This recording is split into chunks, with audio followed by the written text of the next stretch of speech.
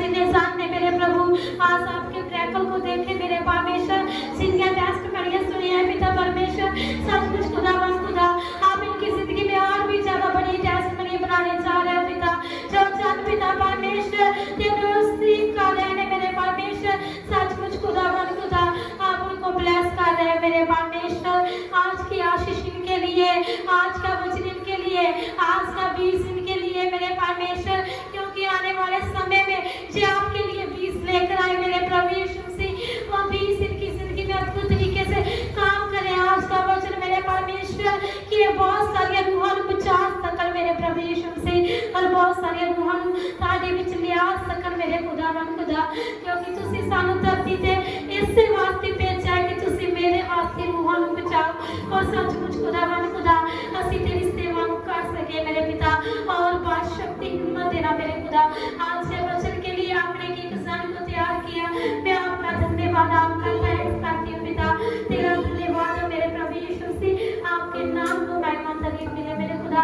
आपने पिता परमेश्वर आज के वचन के लिए एक इंसान को हील कर चुके जो पिता, मैं आपका धन्यवाद करती हूँ।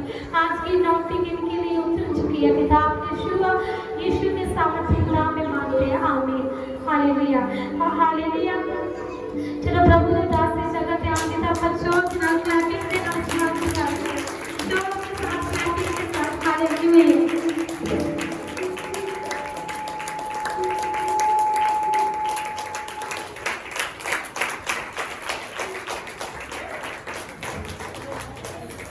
हालेलुया। हाँ, परमेश्वर का धन्यवाद करते हैं कि परमेश्वर ने ये समा हमें दिया कि हम उस सृष्टि को रचने वाले परमेश्वर की स्तुति कर सके, उसको धन्यवाद कर सके, और उसकी बातों को, जो उसके मुख की बातें हैं, हम सुन सके। आमीन हालेलुया हालेलुया। क्या आप सभी आज के वचन को सुनने के लिए तैयार हो? हालेलुया आमीन। तैयारी पर यस कहने का मतलब है कि पूरे ध्यान से सुनना, अपने कानों को खोलकर, अपने दिल को खोलकर। हालेलुया। क्योंकि आज का टॉपिक ऐसा है जो हमको यीशु से मिलाने में हमारी मदद करता है। आमीन हालेलुया। सबसे मेन बात जो यीशु को पसंद है। आमीन। क्या आपको पता है कि यीशु को कौन सी बात पसंद है? Hallelujah. Yes yes Lord. Hallelujah. जो आज का टॉपिक है, ये बात यीशु को पसंद है। देखिए, प्रभु को प्रार्थना पसंद है। प्रभु को प्रार्थना पसंद है। हालेलुया। परमेश्वर की इस पूरी पृथ्वी पर सबसे बड़ी लालसा है कि मनुष्य प्रार्थना करे। मनुष्य क्या करे? प्रार्थना करे। हालेलुया। अगर आप प्रार्थना करना शुरू कर दोगे तो प्रभु यीशु मसीह आपसे प्यार करना शुरू कर देंगे। हालेलुया। जो आदमी को वचन में मजा आता है, परमेश्वर की बात सुनने में, वो ही आदमी परमेश्वर में चलता है। हालेलुया। आज आप देखोगे कि प्रार्थना में कितनी ज्यादा ताकत है। कुछ मैं पॉइंट्स नोट करवाऊंगा आपको,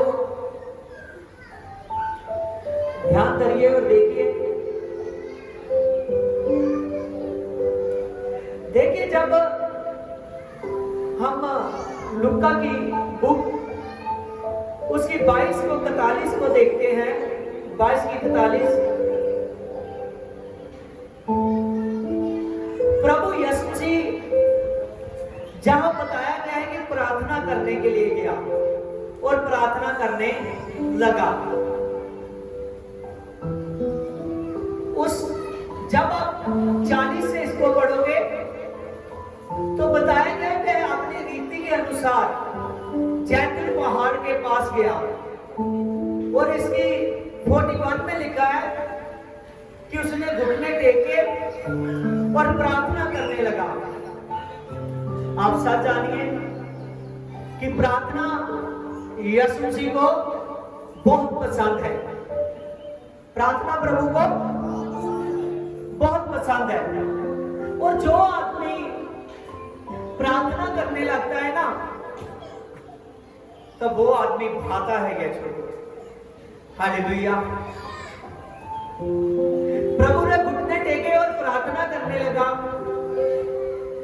जो यीशु मसीह करते थे वही सिखाते हैं, जो प्रभु करते थे। पूरी बाइबल में कोई ऐसी बात नहीं है जो प्रभु ने ना की गई हो तो वो आपके आगे पेश की गई हो। हालेलुया। प्रभु यीशु मसीह को प्रार्थना बहुत पसंद है, क्योंकि प्रार्थना उसे पिता से मिलाती थी, परमेश्वर से। जब प्रभु जी मुर्दों में से जी उठे तो प्रभु यीशु मसीह ने कहा कि देख मैं आ रहा हूं, हर एक आंख मुझे देखेगी। और प्रभु यीशु मसीह जल्द आ रहे हैं। सभी को चाहते हैं कि प्रभु यीशु मसीह सब हर एक इंसान वो चाहते हैं कि जब मैं आऊं तो उसको स्वर्ग पर उठाकर लेकर जाऊं। कहां पर? स्वर्ग पर। उसको स्वर्ग पर उठाकर लेकर जाऊं। प्रभु जी ये बात हर किसी को चाहते हैं कि मैं आऊं तो हर एक आदमी को स्वर्ग में ले जाऊं। क्या आप चाहते हो स्वर्ग में जाना? हालेलुया। क्योंकि वचन में लिखा है जो आदमी उस यीशु के साथ चला जाएगा वो कभी फिर हमेशा के लिए दुख से बाहर आ जाएगा। ऐसा विश्राम है यीशु के पास, ऐसा आनंद है यीशु के पास कि हम धरती पर बैठे हुए उस आनंद के बारे में सोच भी नहीं सकते। जितना सोचोगे उतना कम पड़ जाएगा, इतना ज्यादा आनंद है। इसीलिए आपने प्रार्थना के लिए बहुत तैयार होना है। हालेलुया। प्रार्थना के लिए बहुत तैयार होना है। प्रभु ने जब लूका 22:40 में लिखा है, प्रभु ने अपने चेलों से कहा कि प्रार्थना करो कि परीक्षा में ना पड़ जाओ। अगर आपने जो आदमी चर्च में आते हैं उनमें से बहुत से लोग ऐसे हैं जो प्रार्थना नहीं करते, जो प्रार्थना नहीं करते, तो वो परीक्षा में पड़ जाते हैं। किस में पड़ जाते हैं? परीक्षा में पड़ जाते हैं। अगर आप प्रार्थना ना करोगे तो परीक्षा में पड़ जाओगे। समझ रहे हो? वचन में लिखा है मत्ती 4 चैप्टर में, मत्ती 4 चैप्टर में प्रभु यीशु मसीह बपतिस्मा लेने के बाद अपने आप को एकांत में ले गया। वो वहां क्यों गया? कि मैं प्रार्थना कर सकूं, मैं प्रार्थना कर सकूं। वो 40 दिन के लिए अपने आप को अकेला रखना चाहता था और प्रभु का मेन लक्ष्य था कि मैं अपने पिता के आगे प्रार्थना करूं, मैं प्रार्थना करूं। और प्रभु यीशु मसीह जब 40 दिन के लिए गए और वचन में लिखा है कि प्रभु यीशु मसीह ने जब वहां चले गए और प्रभु यीशु मसीह प्रार्थना के लिए आए हुए थे, निर्हार थे, कुछ खा नहीं रहे थे प्रभु यीशु मसीह। उसी समय में अबलीस आया, और अबलीस इसीलिए आया और प्रभु गया भी इसीलिए क्योंकि जब परमेश्वर का वो शब्द देदारी हुआ था, उसके लिए योजना थी कि वो हर एक काम करे। है तो वो खुदा था, लेकिन उसने एकदम अपने आप को मनुष्य के समान बना लिया था, समझ रहे? और जो कुछ मनुष्य के साथ हो सकता है वो उसने अपने साथ किया। आमीन। शैतान की हिम्मत नहीं है कि प्रभु चाहे तो शैतान 200 दूर से प्रभु उसको कैंसिल कर सकता है, समझ रहे हो? लेकिन फिर भी प्रभु ने आने दिया, क्योंकि प्रभु चाहता था कि बहुत से लोग हैं जब धरती पर मेरी आत्मा होगी, पवित्र आत्मा को पाने के लिए, सामर्थ को पाने के लिए, प्रभु के पास पहुंचने के लिए, तब बहुत सी परीक्षाएं आएंगी जीवन में, समझ रहे हो? तब अबलीस आया और अबलीस ने क्या किया? उसकी परीक्षा करने के लिए आया। आमीन। इसीलिए हुआ कि अबलीस से उसकी परीक्षा हो। अबलीस ने उसको ऐश्वर्य दिखाया, कहने लगा ये सारा तेरा हो जाएगा, केवल तो झुककर प्रणाम कर। उसने कहा कि लिखा है कि आदमी सिर्फ अपने एक लौटे परमेश्वर के ही आगे झुकता है। हालेलुया। केवल परमेश्वर के ही आगे झुकता है। शैतान फेल हो गया। उसने देखा कि अब इसको किस चीज की आवश्यकता होगी जाती है, क्योंकि प्रभु फास्टिंग में था, उसको भूख लगी हुई थी। भूख से प्रभु यीशु मसीह वीकनेस, कमजोरी महसूस कर रहा था।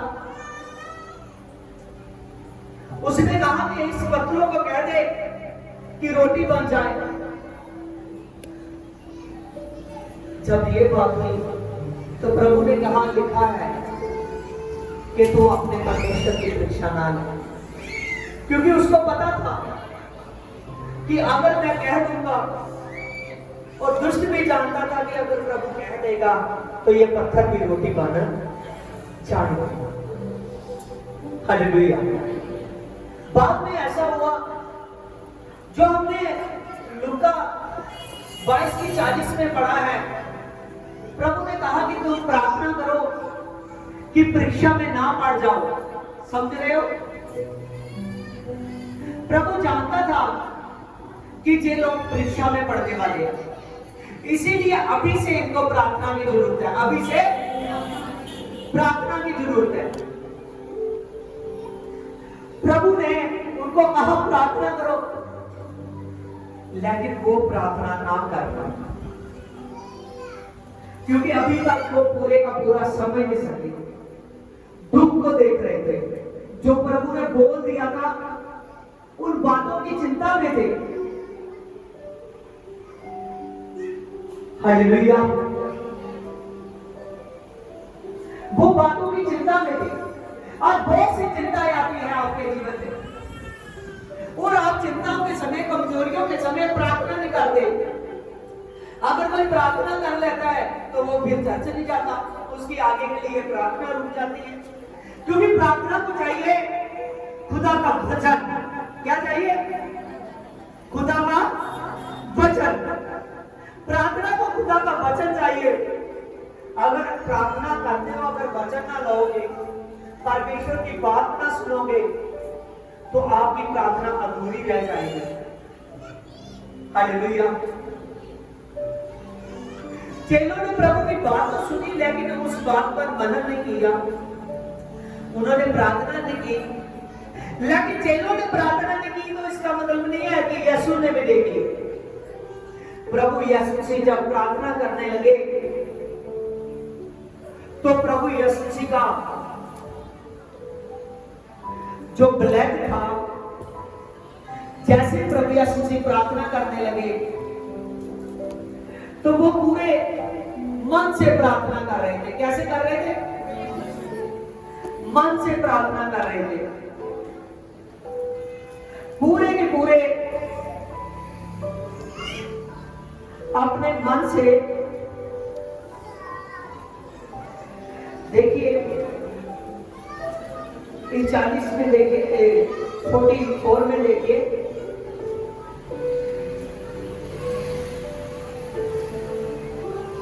और वह हृदय के वेदन से प्रार्थना करने लगा। हृदय के वेदन से, पूरे दिल से यीशु जी प्रार्थना कर रहा था, और उसका पसीना मानो लहू की बड़ी बड़ी बूंदों के समान भूमि पर गिर रहा था। प्रभु यीशु जी अपने पूरे हृदय से प्रार्थना करने लगा, व्याकुल हो रहा था, क्योंकि वो संकट का समय था जो आने वाला है। प्रभु प्रार्थना कर रहा था पूरे दिल से, पूरी जान से, पूरी बुद्धि से। तो उसका पसीना ऐसे गिरता था जैसे लहू की बूंदें गिरती हो। हालेलुया। प्रार्थना करते प्रभु यीशु जी का एकदम ऐसे जैसे उसका बाद में लहू गिरने वाला था, वैसे उसका पसीना गिर रहा था पूरे दिल से। क्या आप प्रार्थना जब करते हो तो ऐसे करते हो? अगर ऐसे प्रार्थना नहीं करते तो आप सामर्थ्य से नहीं बढ़ सकते। उसकी 43 में देखिए, लूका 22 की, जब प्रभु प्रार्थना करता था तो स्वर्गदूत उसको सामर्थ्य देने के लिए आ रहा था। एक स्वर्गदूत उसको सामर्थ्य देने के लिए आ रहा था। जैसे प्रभु यीशु जी प्रार्थना कर रहा था तो एक स्वर्गदूत उसे सामर्थ्य देने के लिए आता था। आप जानते हैं कि जब प्रभु यीशु 40 डे की फास्टिंग में था, तब भी स्वर्गदूत उसको आते थे हेल्प करने के लिए।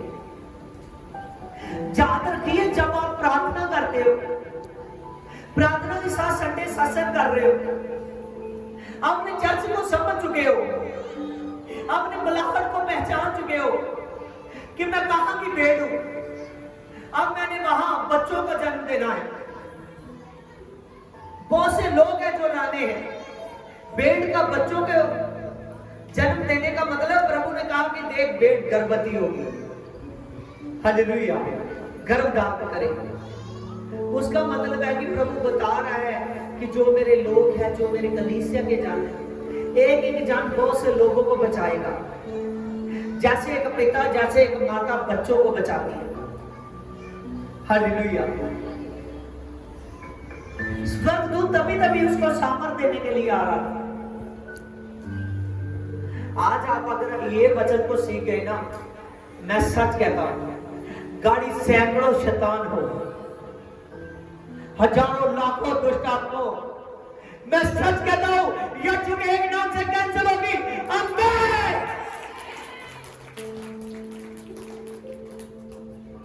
हालेलुया।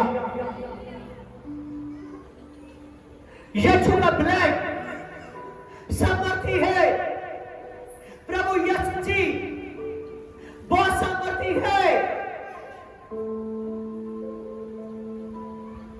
दानियल की बुक निकाली, 6 चैप्टर में चलिए।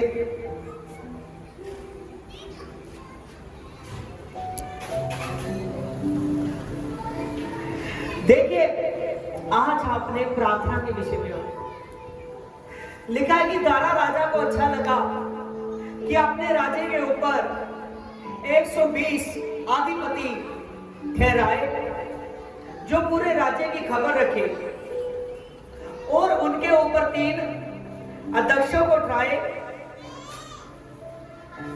और जिनमें से दानियल एक था कि वह 120 अधिपतियों से लेखा ले कर का, टैक्स का। आगे लिखा है, जब ये देखा गया कि दानियल में उत्तम आत्मा रहती है, तो देखा गया तब उसने उन दक्षों के और अधिपतियों से अधिक श्रेष्ठता मिली, और राजा ये सोचने लगा कि उसको सारे राज्य के ऊपर उठाया जाए। तब अध्यक्षों और अधिपतियों ने दानियल के विरुद्ध दोष ढूंढने लगे, परंतु वह विश्वास योग्य था और उनके काम में कोई भूल या कोई दोष ना निकला, और ऐसा कोई अपराध या दोष ना पाया गया। तब वह लोग कहने लगे कि हम उस दानियल के परमेश्वर की व्यवस्था को छोड़ किसी विषय में उससे दोष नहीं पाते। यहां पर लिखा है कि जब उन 120 जो अधिपति उठाए गए थे और 3 अध्यक्ष उठाए गए थे, उनमें से दानियल एक था जिस पर परमेश्वर का बड़ा अनुग्रह था, और दानियल उन सभी से अधिक राजा को बुद्धिमान लगने लगा, क्योंकि उस पर परमेश्वर का अनुग्रह था। जब दानियल उसे इतना ज्यादा भा रहा है कि वो उसे को पूरे राज्य का अधिकार देना चाहता था, क्योंकि उसको अधिकार हो चुका था, वो अधिपतियों से और अध्यक्षों से श्रेष्ठ दिया गया, और राजा चाहता था कि उसके पूरे राज्य का अधिकार उसको दिया जाए। और जब जो अधिपति थे, अध्यक्ष थे, उनको ये अच्छा नहीं लग रहा था कि दानियल आगे बढ़ता जा रहा है। जब ऐसा लग रहा है तो उन्होंने कोशिश की कि दानियल में दोष ढूंढे, दानियल में दोष ढूंढे। जब वो देख रहे थे कि दानियल में हम दोष ढूंढे, तो जब वो दोष ढूंढने लगे, ध्यान से सुनो, अपने कानों को यहोवा की ओर करो, अपने मन को यहोवा की ओर करो। वो दानियल में दोष ढूंढ रहे थे, कि कोई गलती दिखे हमें। सच जानिए, सैकड़ों लोग उसमें दोष ढूंढ रहे थे दानियल में। इतना ज्यादा परफेक्ट दानियल की उनको दोष ही ना कोई मिला, केवल एक उन्होंने दोष ढूंढा जो उनकी निगाह में दोष था, लेकिन वो सामर्थ्य थी। आमीन। उनको कोई दोष ना मिला, लेकिन एक बात उन्होंने देखी कि वो अपने परमेश्वर के आगे उसकी व्यवस्था के अनुसार प्रार्थना करता है, प्रार्थना, बाकी उसको कोई दोष ना मिला। जब कोई दोष ना मिला, जो ब्लेसिंग की बात थी, जो बढ़ने की बात थी, जो श्रेष्ठता की बात थी, जो पावर की बात थी, जो अनुग्रह की बात थी, उनको उन्होंने दोष समझ लिया। मैं सच कहता हूं, यही गलती उन लोगों से हुई जो बेबीलोन के लोगों ने गलती की। उन अधिपतियों ने, उन अध्यक्षों ने, जब दानियल पर दोष नहीं मिला तो परमेश्वर की व्यवस्था के अकॉर्डिंग वो जो सामर्थ्य थी, उन्होंने वही दोष बनाकर वही बात उनके सामने की। वो उनके करने का कारण बन गई, और आने वाले दिनों में दानियल के ब्लेसिंग का कारण बनने वाली थी। आमीन। जब ये बात हुई तो वो उसमें दोष ढूंढने लगे। उन्होंने कहा दानियल में तो कोई दोष नहीं है, केवल एक बात के सिवा, केवल एक बात के सिवा कि वो अपने परमेश्वर की व्यवस्था में पूरा मगन रहता है, वो अपने परमेश्वर में पूरे के पूरे दिल के साथ है। तो वो राजे के पास गए, राजे को कहने लगे, राज्य के सारे अध्यक्षों और हाकिमों और अधिकारियों और न्यायियों और गवर्नरों ने आपस में सहमति की और राज्य को ऐसी आज्ञा दे कि 3 दिन तक राज्य में तुझे छोड़ किसी मनुष्य या देवता की विनती ना की जाए और जो विनती करेगा उसको सिंहों की मांग में डाला जाए। और इसीलिए अब हे राजा ऐसी आज्ञा दे और इस पत्थर पर सहन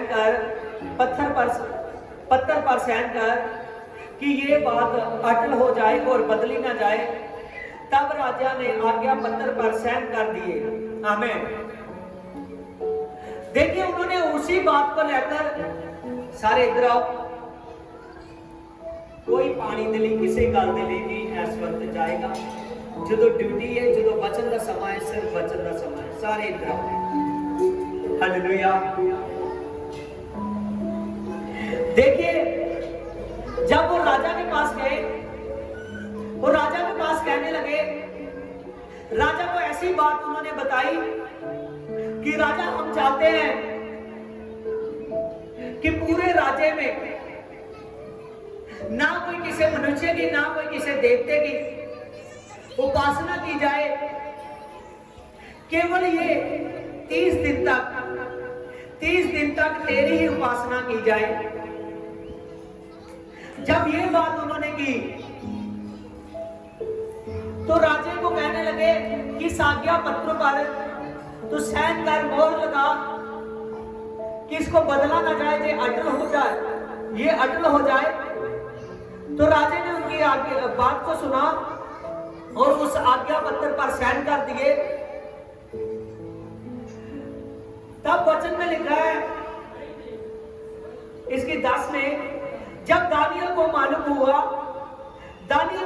भी हो गया कि आज्ञा पत्र पर साइन किए गए हैं, राजे ने उस पत्र पर साइन कर दिए गए हैं कि अगर कोई किसी की भी उपासना करेगा, केवल राजे को छोड़ और किसी की उपासना करेगा या मनुष्य की या देवता की, तो उसको सिंहों की मांग में डाला जाएगा। और दानियल था जो अपने परमेश्वर की उपासना करता था, जो अपने परमेश्वर की उपासना करता था। इसकी 10 में देखिए, जब दानियल को मालूम हो गया कि राजे ने आज्ञा पत्र पर साइन कर दिए गए हैं, और तब वह अपने घर में गया और अपने चुबारे के बीच में जाकर हमेशा की तरह खिड़की जो यरूशलेम की ओर खुली हुई थी, अपनी रीति के अनुसार जैसे वह दिन में 3 बार परमेश्वर के सामने घुटने टेक कर प्रार्थना करता और धन्यवाद करता था, और तब भी उसने वैसा ही करता रहा। और तब उन पुरुषों ने जो उस पर दोष लगाना चाहते थे, उन्होंने आकर उसे अपने परमेश्वर के सामने विनती करते और गिड़गिड़ाते हुए देखा। और तब वह लोग राजा के पास जाकर कहने लगे, क्या तुमने राजा आज्ञा पत्र पर साइन किए हैं? राजा ने कहा, हाँ। जो कोई 30 दिन तक जो कोई तुझे छोड़ किसी मनुष्य की देवते की उपासना करे तो वह सिंहों की मांग में डाला जाए।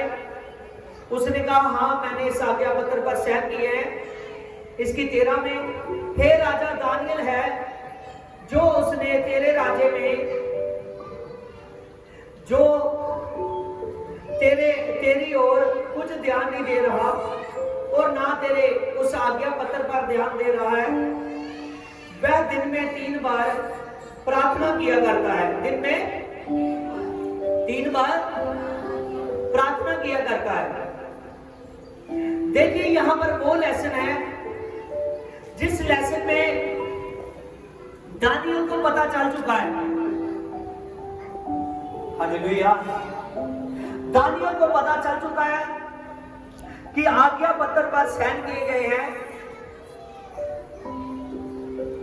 अगर कोई राजा को छोड़ किसी दूसरे की उपासना करेगा तो उसको सिंहों की मांग में डाला जाएगा, सिंहों के घुरने में डाला जाएगा, भूखे शेरों के आगे डाला जाएगा, भूखे शेरों के आगे डाला जाएगा। जब दानियल इस बात को जान भी चुका है, इस बात को जानने के बाद भी उसने जैसे पहले करता था, दिन में 3 बार प्रार्थना करता था, आपके चुबारे में गया और जो यरूशलेम की ओर खिड़की थी उसके सामने घुटने टेककर प्रार्थना करने लगा, अपने परमेश्वर की ओर ध्यान लगाकर। जब प्रार्थना करने लगा, जैसे वो प्रार्थना करने लगा, दानियल उसने जरा भी परवाह न की कि मेरी जान को खतरा है। आज बहुत सी बातें अगर आपके सामने थोड़ी सा खतरा हो ना, जब थोड़ी सी मुश्किल हो, आप प्रार्थना को तो रहने देते हो जहां तक शक्ति में भी नहीं जाते। अगर आपका ऐसा जीवन है तो ऐसे जीवन से यीशु मसीह खुश नहीं है। आने वाले जो पहाड़ों जैसी मुश्किलें हैं, जो पहाड़ों जैसे दिन हैं, वो आपके सामने टल नहीं जाएंगे। अगर यीशु मसीह के आगे आप प्रार्थना करोगे, मैं सच कहता हूं, हर दिन आनंद में बदल जाएगा। आमीन। हर दिन में मुश्किलें कैंसिल होंगी, हर दिन में प्रॉब्लमें कैंसिल होंगी, हर दिन में आप सामर्थ पाओगे। वचन में हमने पढ़ा कि जब यीशु मसीह प्रार्थना करता था तो परमेश्वर का स्वर्गदूत उसको सामर्थ देता था।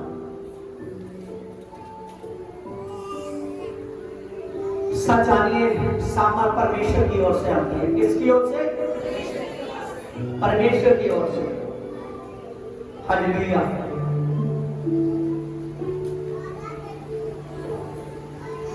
इसकी 4 में देखिए, तब अध्यक्षों और अधिपति मिलके दानियल के विरुद्ध दोष ढूंढने लगे। ये बात सुनकर राजा को मन बहुत उदास हुआ। वह दानियल के लिए बेचैन हो रहा था और उपाय सोचने लगा कि उसको कैसा बचाया जाए।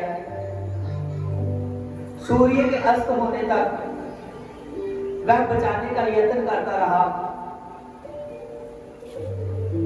इसकी 15 में देखिए, तब वह पुरुष राजा के पास आकर कहने लगे कि हे राजा, जान रख कि माखियों और फरीसियों की जो व्यवस्था में जो आज्ञा ठहराई जाती है वह बदली नहीं जाती।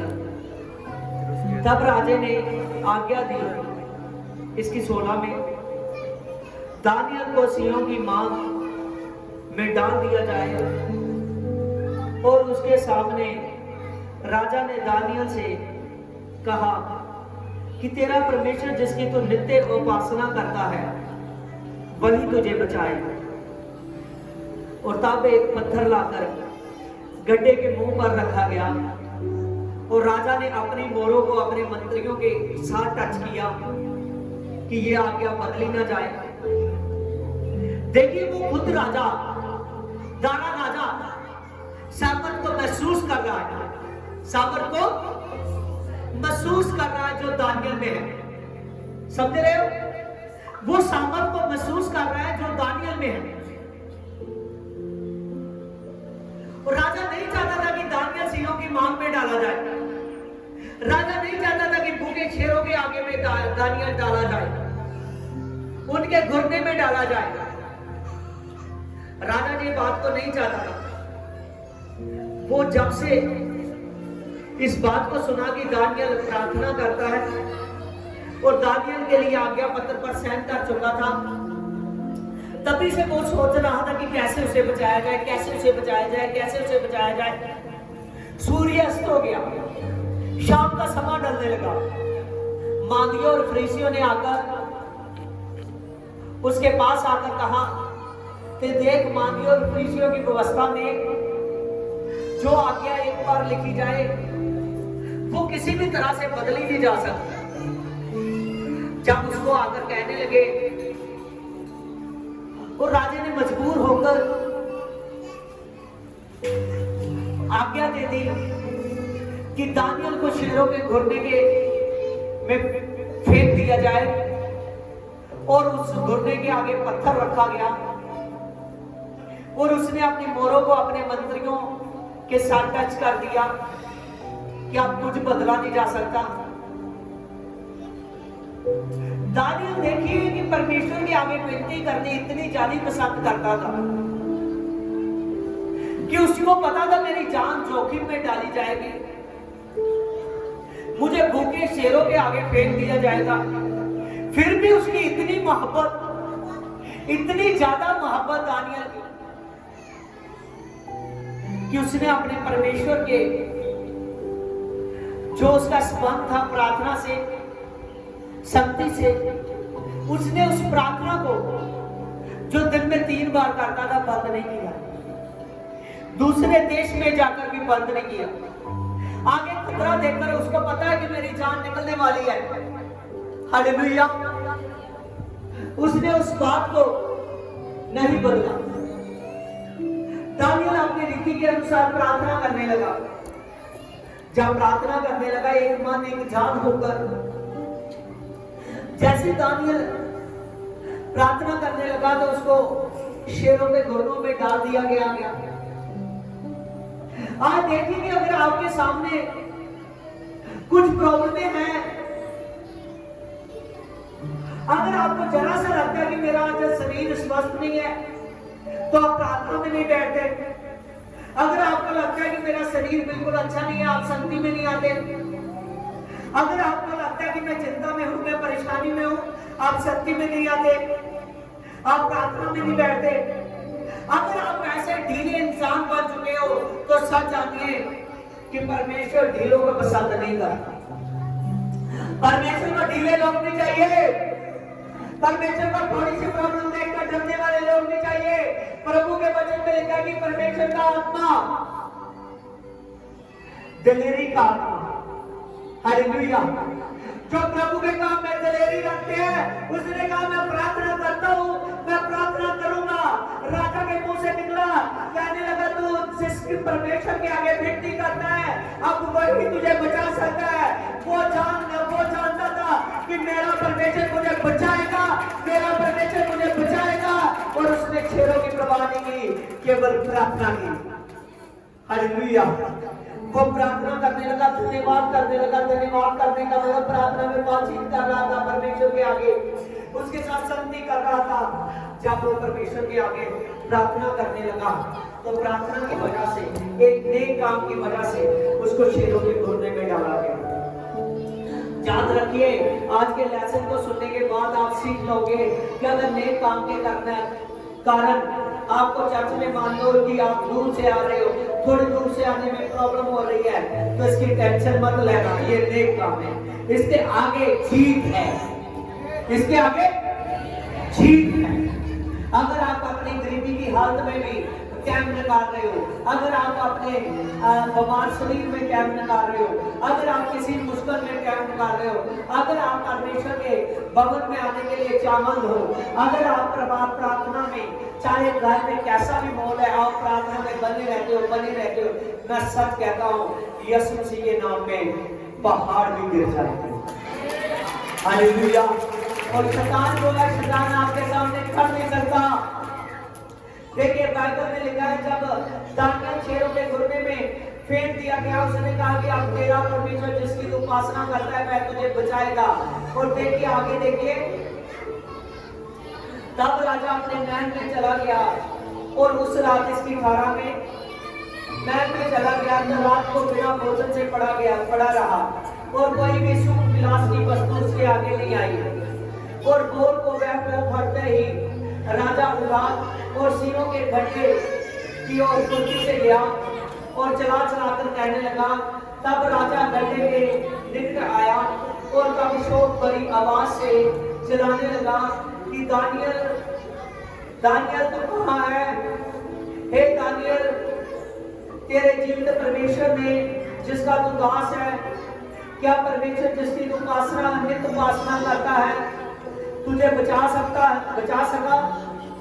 तब इसकी किसने देखिए, तब दानियल ने कहा कि हे राजा तू जुगो जुग जीवित रह, इसकी 22 में मेरे परमेश्वर ने अपने स्वर्गदूत को भेजकर सियों के मुंह को ऐसा बंद कर रखा था कि उन्होंने मेरे कुछ भी हानि ना की।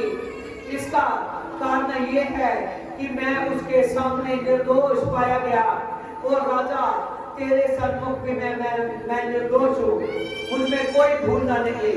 और तब राजा ने बहुत आनंदित होकर दानियल को गड्ढे से निकालने की आज्ञा दी और दानियल गड्ढे से निकला और उस पर कुछ भी हानि का कोई चिन्ह न था, क्योंकि वह अपने परमेश्वर पर विश्वास करता था। आमीन। आप ध्यान से देखिए, दानियल सिंहों के आगे फेंक दिया गया और दानियल को राजा ने कहा था कि देख तेरा परमेश्वर जिसकी तू नित्य उपासना करता है वही तुझे बचाएगा। जब दानियल फेंक दिया गया और दानियल प्रार्थना करने वाला था परमेश्वर के आगे और परमेश्वर ने उसके प्रार्थना को सुनता था और वचन में लिखा कि जब वो फेंक दिया गया और उसी वक्त परमेश्वर की सामर्थ आई, परमेश्वर के दूत आए और सियों के मुंह पर ताले लग चुके थे और किसी शेर की हिम्मत नहीं थी उन भूखे शेरों की कि दानियल की तरफ जा सके। किसी शेर ने दानियल को टच नहीं किया, सभी के सभी शेर ऐसे पड़े थे जैसे सोए हैं। आमीन, हालेलुया। सभी के सभी शेर दानियल के सामने अपने मुंह को भी हिला ना सके। आप सब जानिए, जो भूखे शेरों की, एक ताकतवर शेरों की मुंह को आप दानियल की प्रार्थना बंद कर सकती है, तो आपकी प्रार्थना क्या नहीं कर सकती? आपकी प्रार्थना सब कुछ में कह रहे स्वर्ग को खोल सकती है।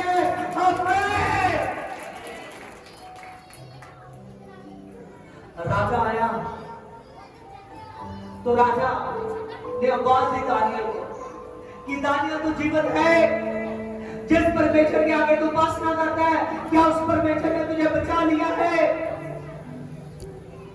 और दानियल ने आवाज लगाई, उसने कहा है राजा तू जीवित रहे, देख मैं जीवित हूं और मेरे परमेश्वर ने मुझे बचाया है। आमीन, हालेलुया। आप सब जानिए,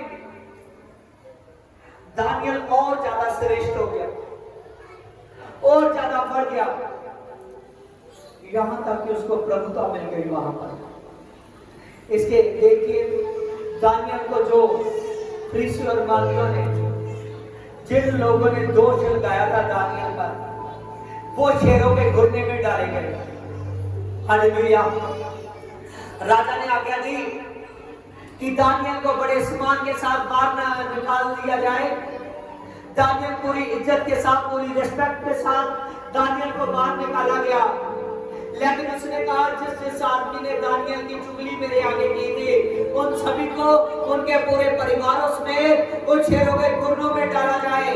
और बाइबल बताती है कि जब वो लोग जिन्होंने दानियल की चुगली की थी उसको फंसाने के लिए, और जब उसको शेरों के घुटनों में अभी फेंका ही गया और तभी अभी नीचे